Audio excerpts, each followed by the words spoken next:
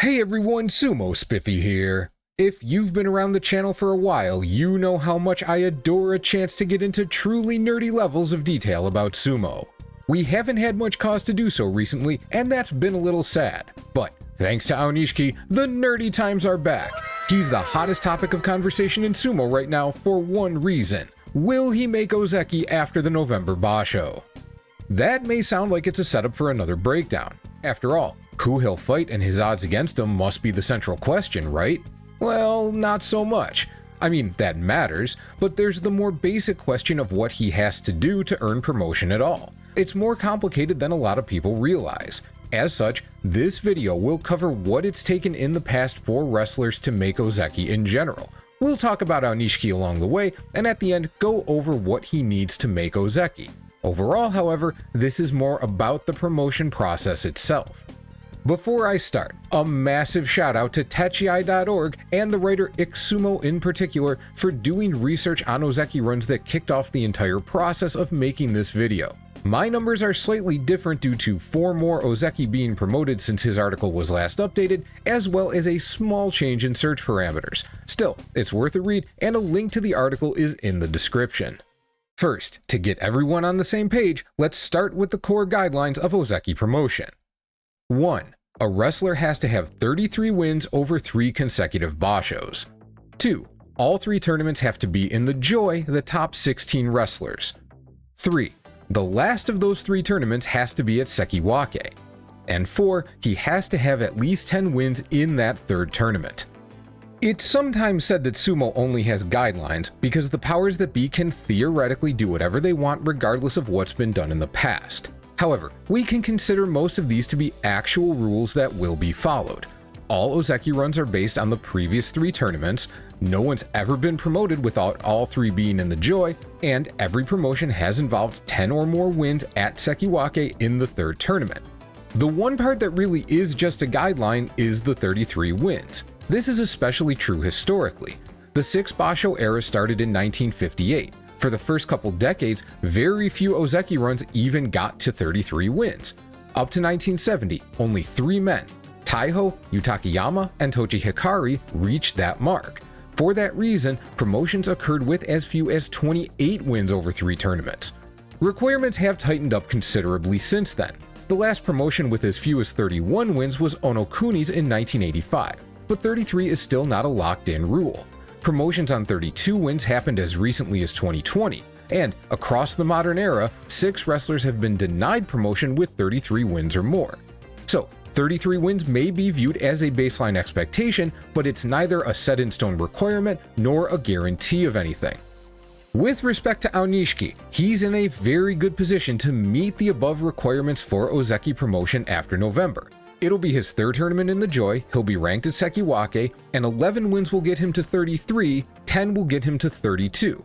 But if 32 wins sometimes gets promoted, and 33 sometimes doesn't, what are the variables that will decide the fate of his promotion? How do we set up our Aonishiki algebra? We'll start with a very simple statistic to set up the rest of the conversation. No one has ever been denied promotion with an Ozeki run of 35 wins or more. So, we're gonna assume that 35 wins is a guaranteed promotion, and Aonishiki will reach Ozeki with 13 or more wins in November.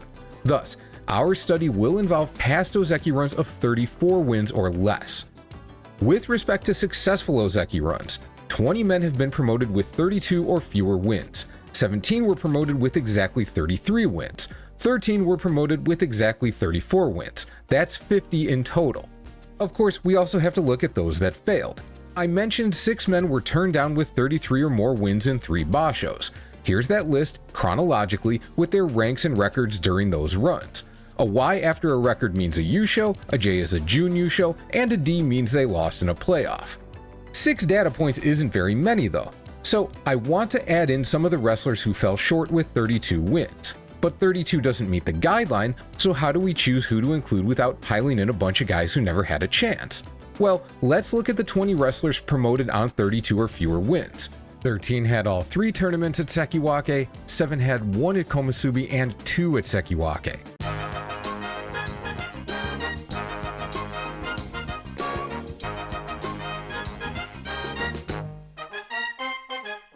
So we'll only include those denied on 32 wins who meet that standard. Either 2 or all 3 tournaments in their runs were at Sekiwake with none at Maegashira. That adds 4 names: Kirinji, later Daikirin; Hoshi, later Hokutoumi and much later Chairman Hakaku; Musoyama, and Koto Shogiku. It's still not much, especially compared to all the successful runs, but it's what we have. Now we dig into the variables. Sometimes the JSA is explicit in their reasoning for promotion or denial. When we have that information, we'll make the best use of it we can. But to start, I've gone through the available history to figure out what data correlates with which outcomes and what doesn't have much correlation to anything at all.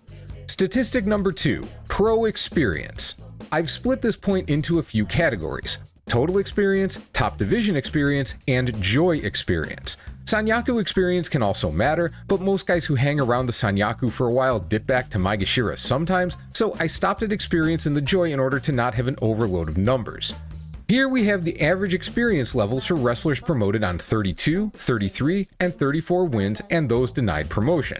One thing I need to note is that, while total pro experience was easy enough to calculate, I limited Makuuchi and joy experience to when the wrestler was able to consistently stay in Makuuchi or stay in the joy.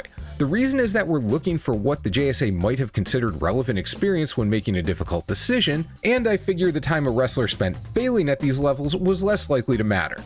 We can see there's a correlation between average total experience and how many wins were required for promotion. The guys with more wins had less experience, and the guys who were denied had the least experience by far.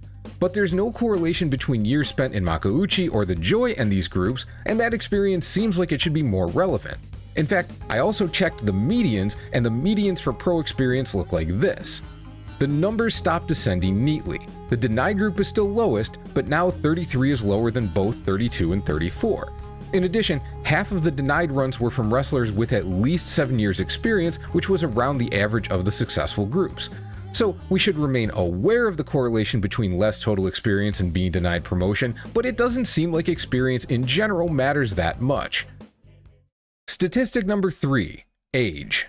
If most sumo careers started out around the same age, it might not be necessary to separate this from experience. But of course, it's possible to start as young as 15, and back in the day, some rikishi started as young as 13. On the other hand, college grads may not start their pro careers until 22 or 23, so we do need to treat this separately. Here are the average ages across the 4 groups. This is a little more curious. On the one hand, a 1-year difference isn't huge.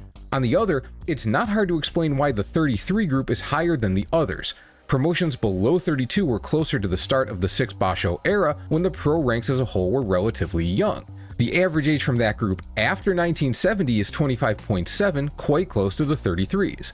And the fact 34 win runs went to a slightly younger group could just be because they were more talented, which is how they were able to reach 34 wins in the first place. But the denied group crosses eras and win totals, which makes being on their own little island of youth much more noticeable. But averages can be skewed by outliers, so I broke it down a little further. Since the average age for 3 of the groups is in the 25s, I decided to see how many individuals in each group were 25 or younger. Okay, 8 out of 10 is a lot. Now, we are working with small data sets, and 3 of the groups are over 50%, so maybe it's not that big of a deal. But again, nearly all Ozeki runs early in the era were 32 wins or less. Since that time frame had generally younger rikishi, it shouldn't be surprising to find out the first 7 of the 32 win group were all 25 or younger. If we again use a 1970 cutoff, things change significantly. From 1970 on, just under half of the 32s and 33s are 25 or younger. 2/3 of the 34s are 25 or younger, but then again, that could be due to talent differences making age less relevant. In other words, the 34 win group had more younger wrestlers, but being young is not the reason they had 34 win runs. The denied runs, though, have age as a strong connecting thread. They all met standards that had seen plenty of other wrestlers through to Ozeki in the past. Their most relevant experience at the highest levels was about the same as wrestlers in the other groups. Their average total experience may have been less, but 7 of the 10 had careers of 5 years or longer, which is a decent length of time. But the JSA said they weren't ready, they hadn't yet earned it, and nearly all of them were 25 or younger.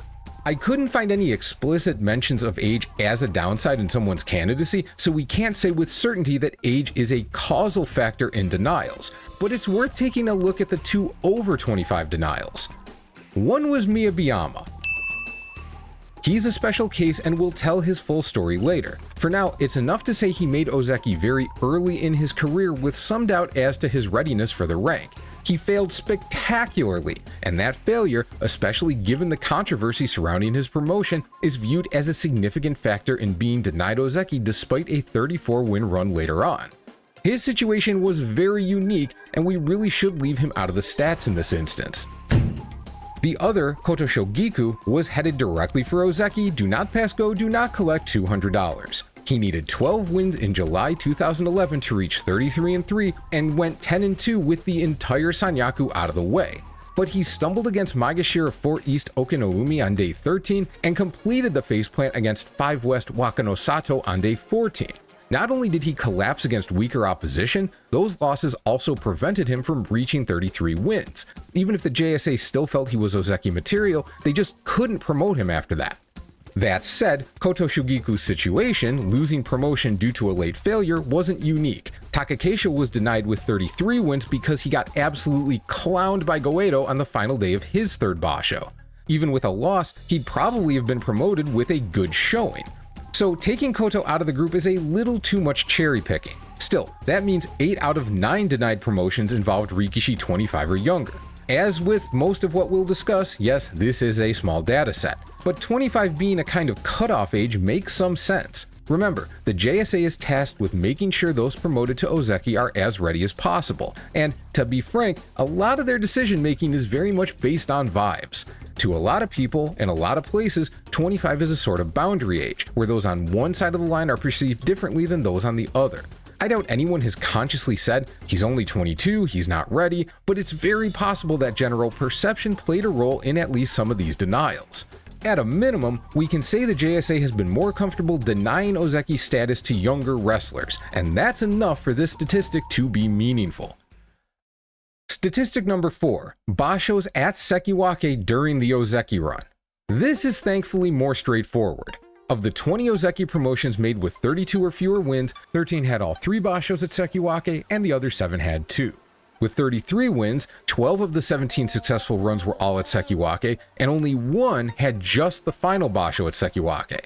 With 34 wins, almost all of them started below Sekiwake, only 3 of 13 were all at that rank, but 11 of the 13 still had at least 2 Sekiwake tournaments. In total, only 3 out of 50 successful Ozeki runs with 34 wins or fewer involved a single Basho at Sekiwake. 2 of those 3 had the other 2 tournaments at Komusubi, the other, Tochi Hikari, went 4 West, Komusubi, Sekiwake, Ozeki. But that was in 1962, a very different era of decision making. On the other hand, fully half of the 33 plus runs denied promotion, 3 out of the 6, had only 1 Basho at Sekiwake, the others had 2. Having 33 or more wins in 3 Bashos, all at Sekiwake, has always resulted in promotion. In other words, only the final Basho has to be at Sekiwake, but having more Sekiwake Bashos in an Ozeki run is very helpful. Statistic 4A, Bashos at Maegashira during the run. Since Kitao in 1985, only 2 men have reached Ozeki starting from a Maegashira rank. Terunofuji in 2015 with 33 wins, and Tochinoshin in 2018 with 37. Tochinoshin was impossible to deny. Teru likely made it because his run included 25 wins and a Yusho in his 2 Sekiwake tournaments. As we recently saw with Hoshoryu, that's a pair of tournaments that can earn you a Yokozuna promotion. So Teru's promotion may be a statistical outlier, but you can at least see the logic. In that same time frame, 2 wrestlers were denied Ozeki with 34 wins starting from Maegashira, Wakanohana and Koto Mitsuki, and the other denied 34 was the special case of Miyabiyama. So those Maegashira starts look like a big reason why those runs weren't good enough. Along those lines, at least one member of the JSA said that Aonishiki's Ozeki run only started after September. Realistically, that's nonsense. If he destroys everyone in November, he'll get promoted. But the last 40 years certainly backs up the idea they want to see 3 Bashos in the Sanyaku. Statistic number 5, a strong performance at the end of the run. Now, strong performance is an inherently subjective phrase. However, if one of the requirements for Ozeki is 10 wins in the final Basho with no stated requirement for the first two, that suggests they want to see a strong finish. The best way I can think to define that is being strongest at the end of the run relative to the other two Bashos. Since again the only requirement comes at the end, I expected this would be somewhat common, but I was a little surprised by just how true this is. For example, 18 of 20 Ozeki runs with 32 or fewer wins had their best or tied for best record at the end. Only 2 finished with the minimum of 10 wins. But those win totals weren't very high, making it more likely the final Basho would have the most wins, so maybe that's not as meaningful. Well, with 33 wins, 13 of those 17 runs also ended with the best or tied for best record of the 3. In 3 cases it was second best, and in only 1 it was the worst.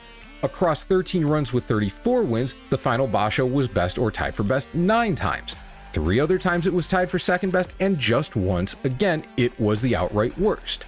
The numbers alone, therefore, say it's very difficult to make Ozeki with your worst tournament at the end, but it goes deeper than that.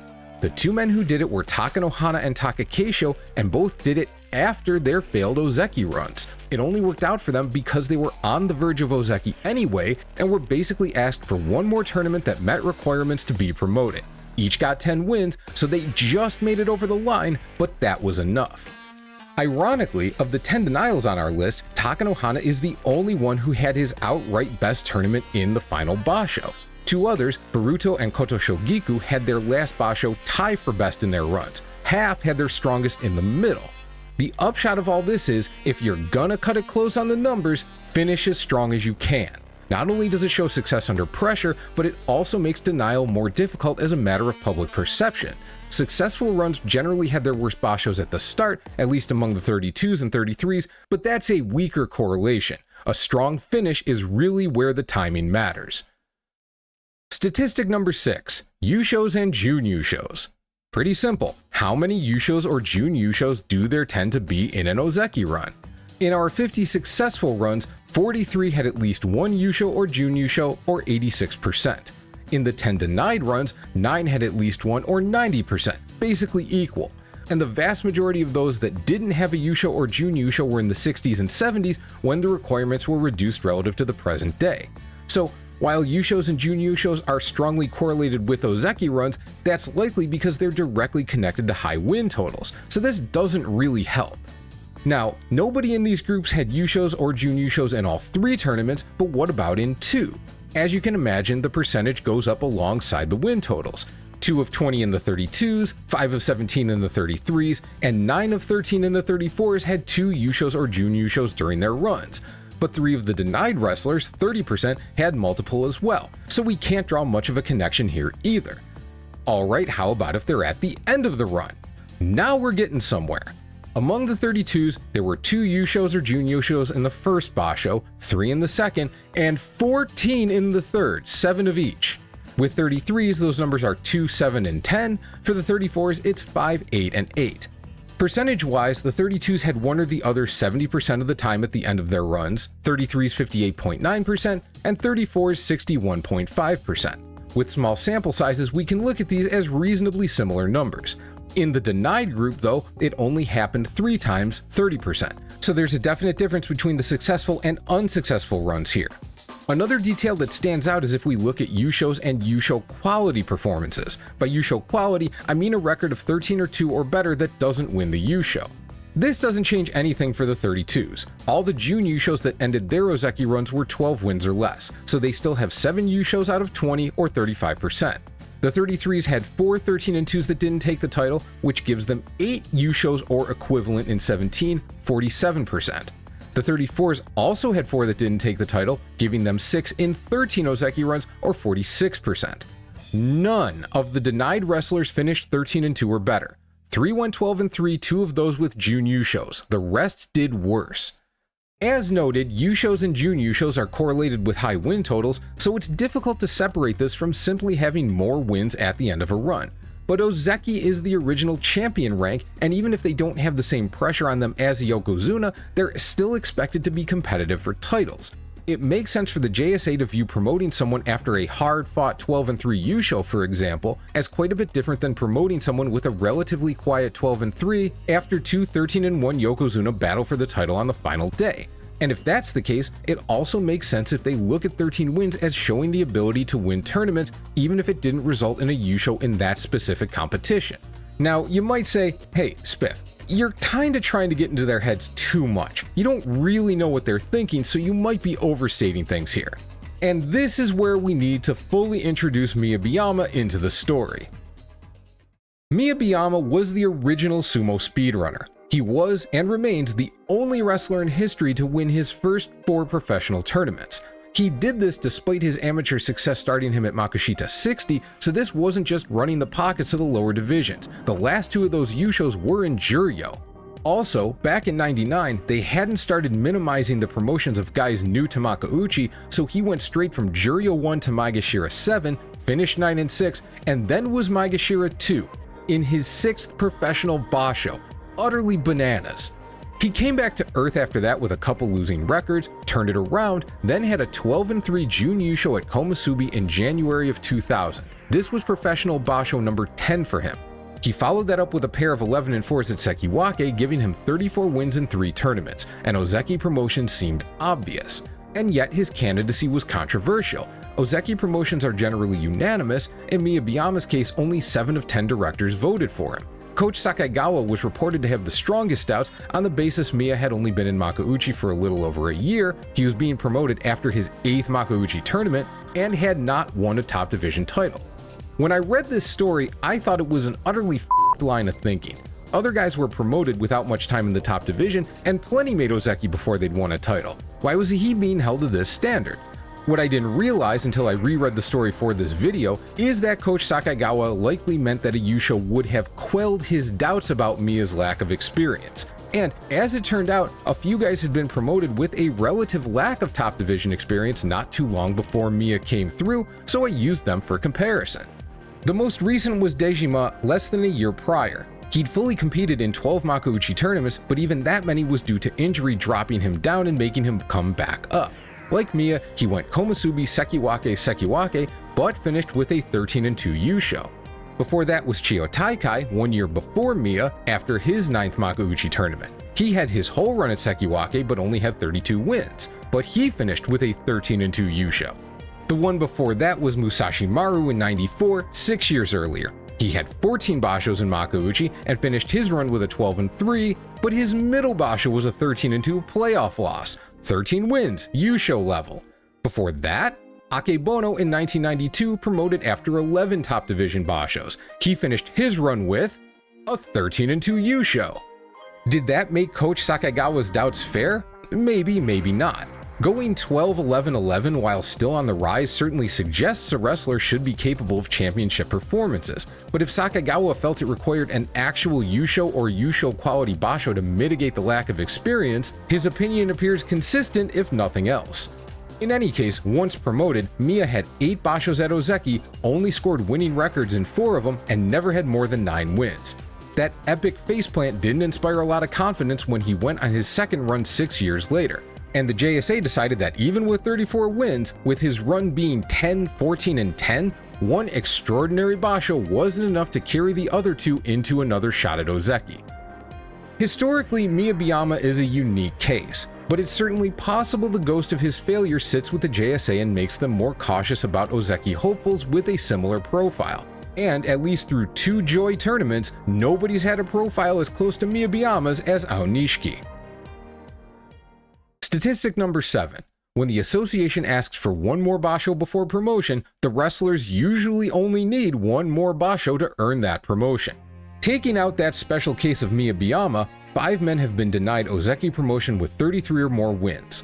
4 of them, Takanohana, Wakanohana, Baruto, and Takakeisho, made it after the following Basho. 2 of the 4 32s on our list, Hoshi and Koto Shogiku, also made it after the following Basho. If we expand our list to 32s who only had 1 Basho at Sekiwake, that adds 3 more, and 2 of them made it after the following Basho. 8 out of 12 is a pretty good success rate. This on its own might impact what the JSA does. They may look at it as, when we ask for one more Basho, they usually get there, so if we have any doubts, just make them do it again, it's fine. Now add on to that the fact that the ones who missed out on promotion after that next Basho still eventually made Ozeki. Kirinji failed in 1967, he made it in 1970 after changing his name to Daikirin. Musoyama's failed run was in 96, he got there in 2000. Koto Mitsuki missed out at the start of 2002, he finally hit Ozeki in 2007. The only one turned down who hasn't reached Ozeki is Daisho, whose career is still ongoing. They ask you how you are, you just have to say that you're fine when you're not really fine. And in general, the demands for that extra Basho have been fairly reasonable. 6 of the 8 immediately successful wrestlers started their failed runs with 10 or fewer wins. Hoshi, Takahanada, and Teru all started with 8. As such, a baseline 10 wins guaranteed Takanohana another 33 win run and everyone else 34. Fair enough.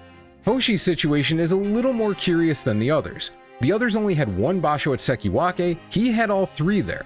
In addition, his run was in 1986, 1 year after Onokuni was promoted with 31 wins, and he had a Yusho mid-run. It seems like if a 32 was gonna make it, that would be enough. The same applies to Kirinji, who failed with 32 wins in the time frame when as low as 28 was occasionally enough for promotion. It's hard to see that failures being for any reason other than only finishing with a 10-5. Nearly every promoted wrestler with a lower win total had better final Bashos. The only exception in that regard was Kitano Fuji, promoted with 8, 10, and 10 wins. But there's a detail we'll get to that may explain why Kitano Fuji made it but Hoshi and Kirinji didn't. Koto Shogiku, we talked about his run. Musoyama and Daisho competed far enough into the era where 33 was the norm that not promoting them with 32 was pretty standard. So that's 10 out of 12 either denied for understandable reasons or not asked for anything excessive to make Ozeki after the next tournament. And that leaves us with Koto Mitsuki and Baruto. Koto Mitsuki is a hard one to judge in terms of fairness. He had 34 wins over 3 Bashos with 2 at Sekiwake and a Yusho in the mix. His Yusho was in the first tournament at Maegashira 2, which is undoubtedly a big part of the reason for denying him. Had it been in either tournament at Sekiwake, and especially the last one, it's hard to see him being turned down. But in saying no, the JSA effectively took his 13-2 Yusho off the table in terms of being part of his run. The detail that likely weighed most heavily against him, however, he had no control over. See, if he'd been promoted, it would have been after the January 2002 tournament, his 8th top division Basho. This was less than 2 years after Miyabiyama's controversial promotion in his 8th top division Basho, and only 4 months after Miya crashed and burned out of Ozeki. The JSA may well have viewed Koto as a reasonable Ozeki prospect, but there's no way they were going to promote someone with the same minimal experience as the guy who just finished imploding without a no questions case. The Maegashira Yusho provided just enough questions to force one more tournament out of him. The real question is what he needed to do to reach Ozeki after the next Basho. 10 wins would have only given him 31-3. 11 would be 32 and might have been enough combined with the Yusho just before that. That would have been, well, not unreasonable at the very least. Given they already had 4 successful Ozeki, I imagine they would have required 12 wins, which, but they didn't set a target for him and he only went 8-7 the next tournament, so we'll never know. The guy with the clearest argument for unfair treatment was Baruto. Like with Koto Mitsuki, they were already 4 Ozeki, which probably played a role in his promotion journey. But he had a run of 12, 9, and 12 wins, the last 2 at Sekiwake. The tournament before the run was an 11-4 at Maegashira 3, so he had a somewhat extended run of success. He'd spent nearly a year in the Sanyaku before that, and had debuted in Makuuchi 3.5 years prior, so experience shouldn't have been a concern. He'd even had 2 June Yushos and 3 special prizes before the run even started. He checked all the boxes you'd expect in an Ozeki promotion. Solid experience, 25 years old, 33 wins in his Ozeki run, 2 of 3 tournaments at Sekiwake, a strong finish to the run. No Yushos, but a June Yusho to finish the run, and 3 total in Makuuchi at that point. It's hard to say what more they could have asked for. But ask they did. Coach Tomozuna announced a target of 13 wins and being in competition for the Yusho in the next tournament for Baruto to be promoted. That's ridiculous. Not only had he reached the general 33-3 baseline, this would have created a new Ozeki run of 34-3. Now this was only one guy saying it, and when that happens, the information isn't always accurate. Baruto may well have been promoted with another 12 wins. Even putting that expectation of 13 out there though created a higher standard for him than has been required for plenty of other wrestlers. And he put the question to rest with a 14-1 Jun Yusho, so we never found out what another 12 wins would have gotten him. And I know, there's a non-zero number of people watching this thinking Boruto was European, Aonishiki's European, they're just gonna super hate on Aonishiki like they did on Boruto. To which I say, cram it.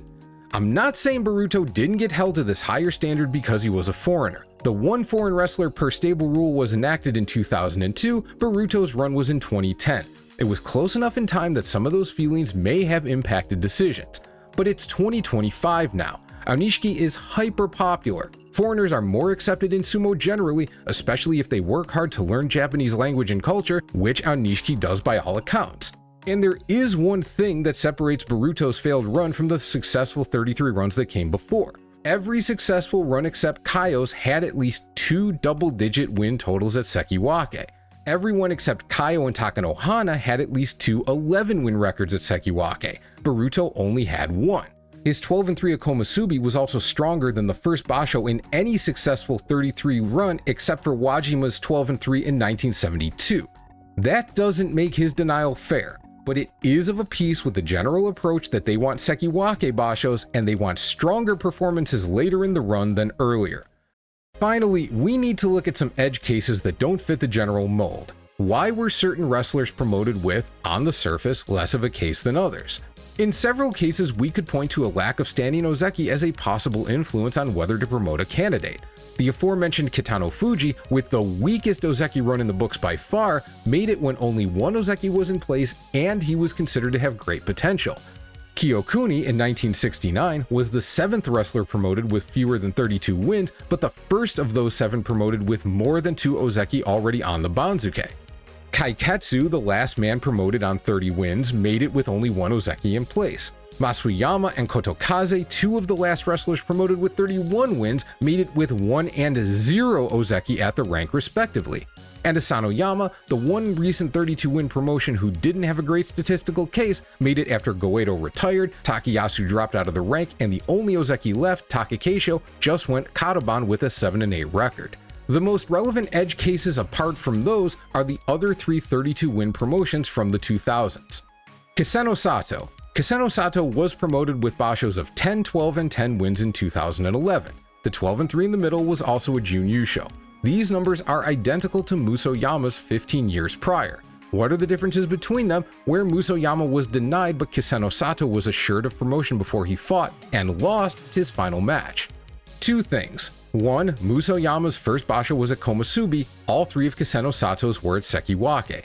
And 2. Musoyama had 3.5 years overall experience, including 2 strong years in the Joy. Even after an injury, he came back as strong as he was before. Kiseno Sato, however, had spent more time in the Joy than Musoyama had in the pros. Although he didn't have quite the same sustained success as Kaio's 6+ year run of almost always being in the Sanyaku, it's easy to see how Kiseno Sato's tenure could lead the JSA to be more confident in him succeeding at high rank. Goeido. Goeido was promoted in 2014 with a 12-win Jun Yusho, an 8-7, and another 12-win Jun Yusho. This is slightly worse than Boruto's 12-9-12 in 2009. This is another case where Goeido, the promoted, had 3 Sekiwake Bashos, whereas Boruto had 1 at Komusubi. More importantly, this means Goeido had 2 12-win Sekiwake Bashos in his run. Beyond that, however, Goeido also spent 2 straight years at Sekiwake before his Ozeki promotion. It's one thing to occasionally falter and bounce back, to never go worse than 7-8, and that only twice, in 2 years at the rank where the JSA expects success is a good way to convince them you're worthy of Ozeki. And Shodai. Shodai's promotion was off 3 Sekiwake Bashos in 2020.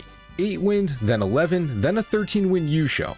After the Yusho, an extraordinary meeting was called because they hadn't expected to have to consider his potential promotion.